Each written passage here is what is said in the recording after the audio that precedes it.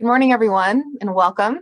I'm Michelle DiMarzo, the Curator of Education and Academic Engagement at the Fairfield University Art Museum, and welcome to the first in our Spring 2022 series of virtual art and focused events backed by popular demand.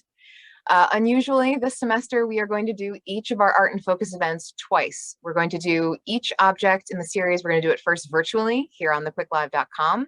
And a week afterwards, we're also going to offer it as an in-person art and focus, like we did in the before times, in the Bellarmine Hall galleries or in the Walsh Gallery, depending on where the art object is. So if you enjoy our conversation this morning, if you are local to the area and want to join us next Thursday at 11 a.m., you can take a close look at the object, which you might realize is sitting behind me in the back of the office, so you can get a sense of the scale of the lithograph that we're going to be chatting about this morning by Alexandre Lunois. There's a larger image of our print. If you are local to the Connecticut area, you might know that we are having a bit of a snowstorm this morning, not quite as much snow as I think was originally anticipated, but it's still chilly and cold outside. And why not stay inside and travel to the warmth of Spain, which is where Alexandre Lunois' Bullfight lithograph is based. If you're watching on the Quick Live, you can join the conversation at any time. If you have any questions or observations about what we're looking at together, I'd love to hear your thoughts. As I said, I didn't say. Originally, I was thinking because of the oncoming snowstorm that I'd have to do this quick live from my home. So I wasn't intending to have the actual print behind me in the frame, which is why I put the dimensions in the caption so that I would remember to give a sense of how large this print really is. It's for a lithograph, it's reasonably large. The name Alexandre Lunois might sound a little familiar to those of you who have come to some of our print exhibitions at the Fairfield University Art Museum in the past. In 2018, we had an exhibition called Prints from the Age of Rodin, because we had a show of Rodin sculptures in our other gallery. And one of the stars of that print show was a work by Alexandre Lunois. It was vertically oriented and it showed a beautiful Spanish flamenco dancer in mid-movement. So if you came to that show and you remember that image, this is the same artist. And it comes to us like that image of the flamenco dancer as a gift from James Reed. Again, if you are familiar with our museum, you may know that we received over the course of the past few years, we have received an enormously generous gift from James Reed, who was a master printer based in Bridgeport, who has since retired. And he bestowed his incredible collection of European Old Master through contemporary prints on us. It was an absolutely transformative gift for us as a small academic art museum. And it just so happened that Jim really loves Alexandre Lunois' prints. The color, the technique that we'll talk about in a few minutes that is special. Since Jim was a printer, he understood what went into making an object like this and had a special appreciation for the craft that Lunois was able to bring to an image like this one. So we're looking at a work on paper, very thin paper. Those of you who come next week will be able to see this print up close and personal and get a sense of the delicacy of the paper on which it's printed. And it's from the end of the 19th century. Oops. A little too far forward there. The subject, as the title on the caption suggests, is a bullfight. Lunois traveled a lot in the 1880s and early 1890s. Although he was French, he spent a long time traveling both through Northern Europe, making a lot of prints about local life, domestic life in the Netherlands, for example. And then he also went south. He traveled through Spain. He made a wide variety of prints of Spanish subjects, one of which I just mentioned, the dancer that was in one of our previous shows. And he also traveled through North Africa. So this is a time in late 19th century, Parisian artists especially are hungry for new subject matter. They are hungry for subjects that will seem quote unquote exotic to their audiences at home. And one way that Lunois was satisfying this was by traveling and by experiencing life outside the experience of everyday French citizens of the time. So he made a number of prints, as I said, during his time in Spain, and he seems to have been pretty fascinated by the spectacle of bullfighting, because he made a whole series of bullfighting lithographs, color lithographs, after his return to France. And you'll notice that the caption here just says bullfight. You might notice, or those of you who might not know, the date that is at the very end of this caption where it says 2021.11.19. That's what we call an accession number. That's the unique identifying number that we give to the object as it enters our collection. And it's not always the case, but often the year that an object entered is often the first number in that series of numbers. So in our case, this is something we received really recently from Jim, who, as I said, has been very generous to us over the past couple of years. So, and he gave us a number of things at once. So we jotted it down as Bullfight. We put it in our collection. We added it to our online database. I was so enthralled by it, I immediately noted it down as we're definitely doing an Art in Focus event with this object next spring. But I hadn't had a chance to do a lot of research on the print itself. And as I was preparing for today's Art in Focus, I discovered that the actual title of this print is Bullfight, but the taking away of the bull. And I was telling the museum director a few moments ago that when I was looking at this print up close, I actually had come to that conclusion myself. There are a number, as I said, of bullfight prints that Lunois did, but each of them shows a different moment in the bullfight experience. So as we look at what we are given, if we imagine that we were sitting around this print in the galleries on our little uncomfortable stool, we get a sense that we're outside, that the bullfighting arena is an open air one. We see the beautiful clear blue sky that could not be more different than the sky that I can see in the window outside today. We get a sense of the sun shining down onto the sand surface of the arena, the ring in the center.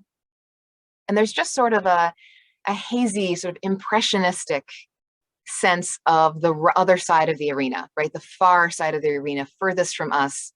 All of these specks and dots of color that we can interpret as other spectators.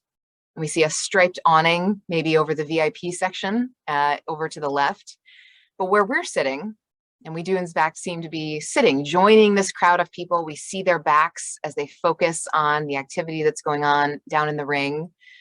Most of these figures seem to be men, although there's one directly in the center. We see a very colorful shawl draped over her shoulders. We see a red flower tucked behind her ear, her hair bound up. So there's at least one woman in the crowd. Maybe to our left, we have a father and son. The figure to the right seems a little bit smaller than the one wearing the more broad-brimmed hat. And we see that everyone's attention is fixated on what is going on down below. So at least one man has taken off his hat and is waving it in his hand. In the center, there sort of seems to be a white hat that's been tossed in the air. So clearly something of import is happening, even if we haven't taken a moment to really think about the figures that are further away on the floor of that sandy arena. As I said, when we had entered this into our files, it was under the title of Bullfight, which could incorporate many different moments in the bullfighting experience. But as soon as we zoom in, either through the use of technology or by peering closely at the object itself, we can see that the bullfight is actually over. So we can see against the back sort of rim of the ring, which is lined in red, the figure of the bullfighter on horseback with what looks like almost a long spear that he's holding, riding around the edge of the ring, seems to be dressed in yellow, maybe with a red sash, the indication maybe a hat on his head. But what's in the center? What's on the ground? The bull has clearly lost this bullfight. So we see the body of the animal on the ground. There's a hint of red spilling onto the sand, the blood of the animal. There seemed to be at least one person in white kneeling by where its head would be. We see someone in a pale blue standing behind its hindquarters. And then what I was struggling to understand when I was, again, before I had known what the real title of the print was, I was trying to understand what is going on in the grouping of red and white in front of the bull. As I could clearly see, there were men in white with white broad-brimmed hats, but I couldn't quite understand what Lunois was giving me in the middle there. I saw red, I saw yellow, and then a lot of white, a little bit of gray where the white is meeting the sand. And it really took me a few moments of staring at it. Now, I'm also not as familiar with bullfighting as some might be, to realize that those are horses. There are 3 horses there, each one wearing a red drape over its back. There are men in front of the horses holding their bridles, and there are men behind the horses because they are hooking up the dead body of the bull to those horses. The horses will be the one to drag the bull's body from the arena. So I felt, you can imagine, I felt very much like a visual detective in figuring out that, okay, those are horses. And I went to Google image search, as we know that bullfighting is still practiced in Spain and some other countries.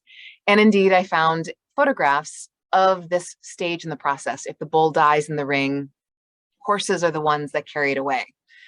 They were not pretty pictures that I was looking at, and I don't condone bullfighting as a contemporary activity. But clearly we're seeing in 1897, here is Alexandre Lunois. He is a French tourist to Spain. I think he was mostly in the southern areas of Spain. And here he is. Here he is recording this clearly popular spectacle, this popular activity. And we are among the spectators.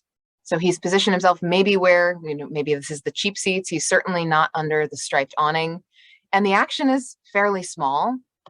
But if nothing else, the reaction of the crowd around us tells us that this is a key moment. Something important has happened, that people are taking their hats off. One is flinging it in the air, and their focus is down there on the victorious bullfighter and on the bull. And what I noticed almost secondarily to the dead animal, to the live horses that are preparing to remove its body from the ring, to the man in yellow on horseback riding victoriously around the ring, is that there's one other figure on the ground, really in the center of the composition, behind the group with the bull and the horses. There's another white animal figure on the ground that seems to have a human figure kneeling by it. And my best guess with that figure is that that is a horse that was gored by the bull during the bullfight. Because as I unfortunately learned in my perusing of Google about the contemporary bullfighting, horses are often victims, as are the matadors that are fighting, but horses are often victims in these encounters between the bull and the human and equine fighter. I shouldn't say fighter because the horse really doesn't have a choice. But I think that is what is happening. You're seeing in the back there. There's a dead horse or a dying horse that has a human figure over it, and then the matador on a fresh horse at the left. So we start from what seems to be a very warm and engaging picture. And I will admit that, as with so much of Lunois' work, what drew me to this print when Jim showed up and gave it to us was the color. And not just the color on the beautiful scarf that the woman at the very center, the bottom of the composition, is wearing, but that strong sense of sunlight that pervades this composition without ever needing to see the exact source of that light. I looked at it and I strongly got the sense of being in an outdoor arena with the sun baking down and knowing that you're not one of the people under the awning, sort of like being at a baseball game. That's sort of conjuring that sense of the outdoor activity in the contrast of that blue sky with the sort of bleached sand of the arena. So that's where I started in appreciating this lithograph, and appreciating also in its scale, since I'll go into a moment the technique that goes into lithography. But it's fascinating how my reaction to the image has changed as I've spent time looking at it, as I've realized the scene of violence that's at the center of it. It's a little bit difficult to be as enthusiastic about it as I was at the outset. You may have a different reaction. If you have a response that you'd like to share, please feel free to drop it in the quick live chat. I'm going to go back to our past this image to point out something that takes us into the question, I think, of how an object like this is made. So we'll leave the bull and his tragic fate aside for a moment. I provided another even further close-up where it really starts to demonstrate the sort of blurry, impressionistic quality of what's on the other side of the ring, where we can't make out any individual spectators. They're just dots, little dabs of color. If you look to the bottom right of this image, you will see something that you actually would not see in person directly. So if you can see the image where it is matted in white behind me on that little easel, the open frame of the mat is concealing something. I would have to lift up the front of that mat to show you what here you can see at the bottom right of the image. So in that white space, we're seeing the margins of the lithograph. And in the margins of the lithograph, we have sketches by Lunois, sketches by the artist, not part of the final composition, just really doodles, records of the artist just playing around on the lithographic stone, which I find wonderful in this sort of spontaneity. We have a Spanish señorita at the top. We have a man in one of these very broad-brimmed hats, like the one you can see there at left. And then you have some areas where he's literally just doodling with the lithographic crayon. If you've encountered lithography before, you may know exactly how an object like this one is made. But for those of you who don't know, lithography was an extremely popular printing medium, especially by the time this object was made, late 19th century. And it is made not by, as an etching or an engraving would be, by carving lines into a piece of metal, but by rather drawing on a stone, a lithographic stone made of the purest limestone, only quarried in a certain part of Bavaria, with a greasy sort of crayon. And the whole technique of printing with lithography relies upon the mutual repelling of oil and grease, or sorry, of water and grease. It's really fascinating technology in its own right. But if we consider the size of our prints and consider that Lunois had to be working with a stone larger than that to incorporate the entire composition, to draw this composition onto a lithographic stone. And for those of you who come in person, you'll be able to handle this next week. But we have in our teaching collection here at the museum, we have a lithographic stone. It's one that I bought off of eBay. It dates to early 20th century. And it was used at some point for printing the labels, the paper labels that would go on tops of bottles of soda pop.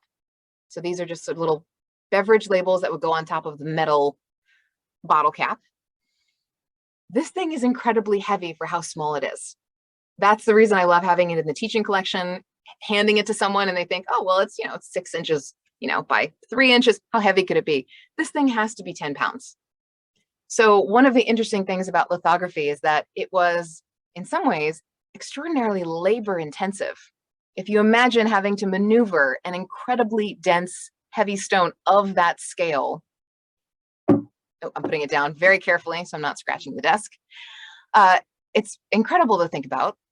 And one of the things that made lithography so appealing to artists is that they could put their design, they could put their drawing directly on the stone itself.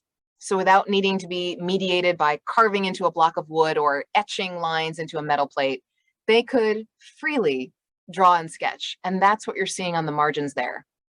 After putting his whole design on the block, he's got some extra space outside of where he's expected to be printed, and he can just play around with whatever he'd like to print. But Lunois holds a special place in the history of color lithography because he was able to resurrect a technique which is referred to as wash lithography, and it produces an effect that is remarkably like watercolor. In fact, if you didn't know this is a color lithograph when I first brought it on screen, I think you could reasonably think that it might be a watercolor image. Most color lithographs don't look quite like this. In fact, one of the sort of telling ways to identify if something is a lithograph, you kind of look for a line that has a little bit of the quality of a crayon. And crayon is the word for this sort of greasy pen that artists use drawing on these limestone blocks. But Lunois was able to recover a technique that artists hadn't been using for decades of when it comes time to apply the ink to the drawing on the stone so that each individual impression can be pulled off by a highly specialized printer. That's what Jim Reed did for a living, pulling the individual prints. He developed a technique of adding that ink with a brush and doing it in such a way that it mimicked the quality of watercolor. not something other lithographic artists were doing at the time. So that is one reason why Jim Reed was so impressed by Lunois' prints that he collected a number of them that we now possess, because that was one of his contributions to the progress of lithography, of resurrecting this ink wash technique. Just coming back to our full view of this art object. As I said, we will be doing this Art in Focus again in person next week. And I think it will be a lot of fun in that case. Well, it's sort of spoiled for anyone who comes after watching this.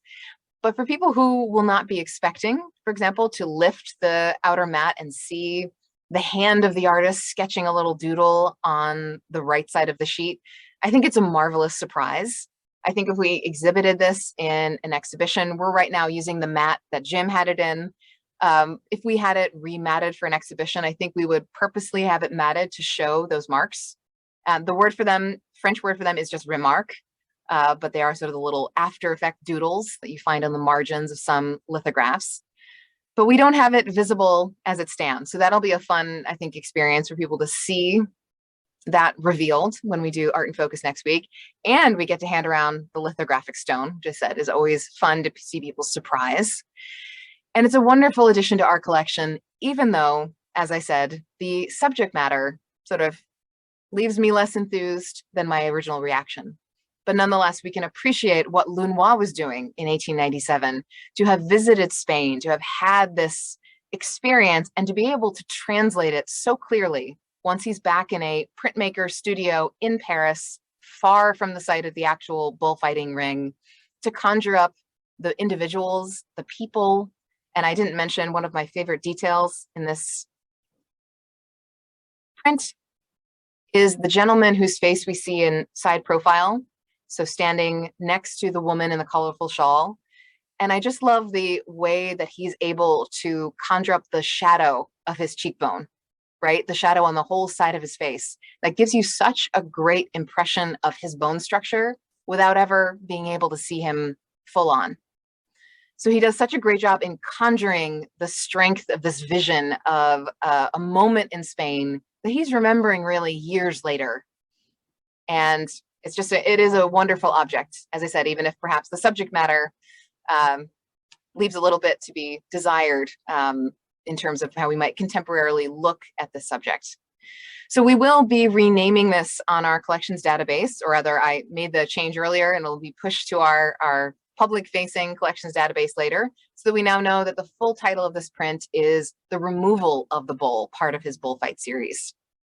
So I don't think we have any questions on the quick live. If you do come up with any after the fact, feel free to email them to the museum@fairfield.edu. As I said, if you're local and want to stop by next Thursday at 11 a.m., you can take a look at Lunois' print in person. And I hope everyone has a wonderful rest of their day. Thanks for joining us.